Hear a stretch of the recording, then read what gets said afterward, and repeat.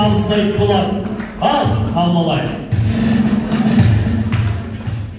Аманат, біз 1985 жылы туылған азаматтар Сәкен Сейфуллин атындағы номері 165 орта мектепті 2002 жылы бітірген түлектеріміз. Ізгілік пен парасаттың нұрын сеуіп, білім мен тәрбиенің сырын терген, жарық күннің шуағындай, мейірімділік шырағын жүректерге себелеп, өмірдің көшіне ілестіріп, ақ жол тілейтін анамыздай алтын ұя мектебімізбен қоштасқанымызға биыл міне 2022 жылы 20 жыл толып отыр. Біз мектептен алған тәлім тәрбиені өмірде қолдана отырып, бір жаңа жетістіктерге жетіп келеміз. Ағалар, әпкелер салған сара жолды жалғастырушысымыз. Біз аға буын өкілдерінен алған тәлім тәрбиені бойдағы бар күш қуатымызбен, жүректегі үкілі үміттің алауын сөндірмей, қиялдағы емес, нақты өмірдің өзегіне еніп, ойлаған мақсаттарымызды жүзеге асырудамыз.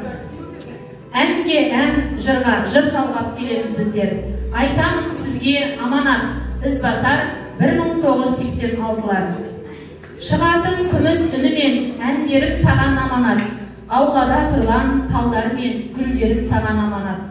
Жалғайтын арман таңдарға сағыныш саған аманат, сыр алған тұнық сезім мен сезімім саған аманат. Желбірейтін биікте туымыз саған аманат, кір келтірмей атына биікте самғау бізге аманат.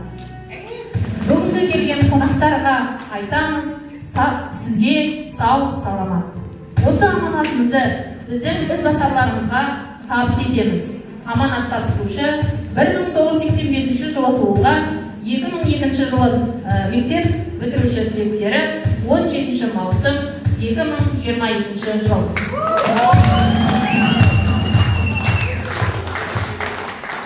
Қымбатты 1986 жылы туылған інілерім, ағаларымыздан келе жатқан аманат туын сіздерге тапсыруға рұқсат етіңіздер. Ендеше ағаларға, ізбасарларға аманат туын